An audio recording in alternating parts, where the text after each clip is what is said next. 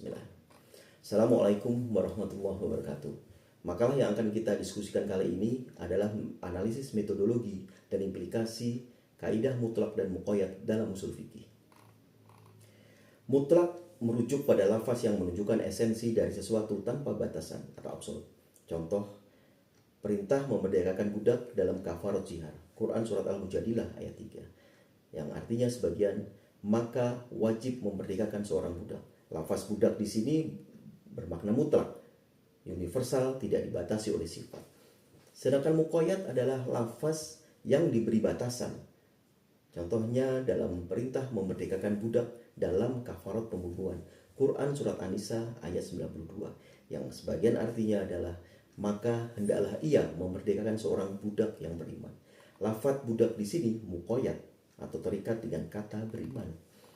Apabila ada dua nas, yang satu nas bersifat mutlak, nas yang lain bersifat muqayyad, bagaimana kita menerapkan batasan terhadap kedua nas tersebut?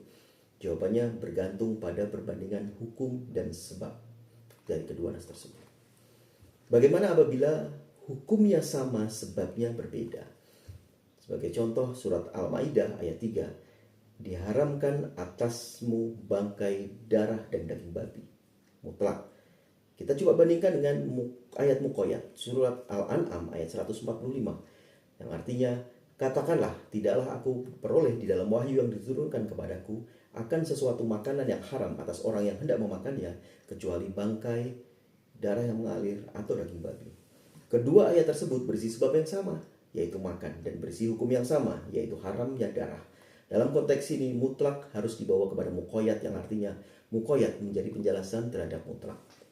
Nah, bagaimana jika hukumnya berbeda, sebabnya juga berbeda?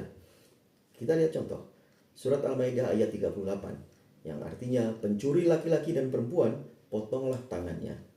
Kita coba bandingkan dengan surat Al-Maidah ayat 6, yang artinya, wahai orang mukmin, apabila kamu hendak sholat, hendaklah basuhlah mukamu dan tanganmu sampai siku. Muqayyad. Apabila hukum dan sebabnya berbeda, maka masing-masing mutlak dan muqayyad tetap pada tempatnya sendiri.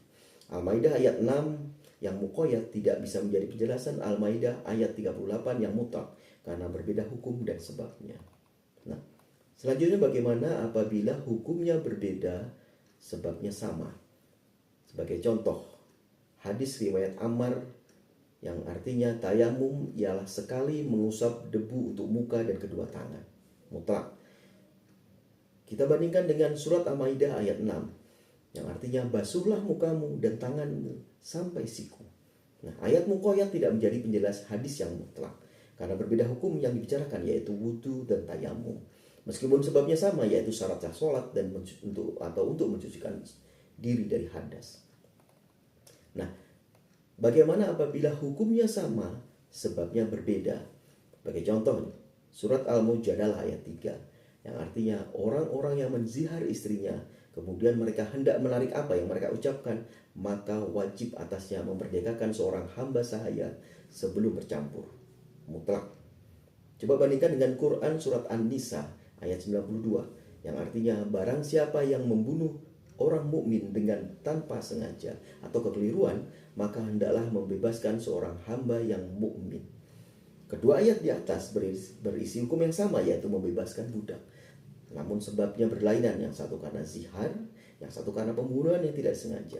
Nah, menurut mazhab Syafi'i dan Hambali, mutlak tetap dibawa kepada muqayyad, sehingga budak yang diperdekakan adalah budak yang mukmin. Namun menurut mazhab Hanafi dan Maliki, mutlak tepat pada tempatnya sendiri dan tidak dibawa kepada muqayyad. Nah, apa kesimpulan dari diskusi kita kali ini?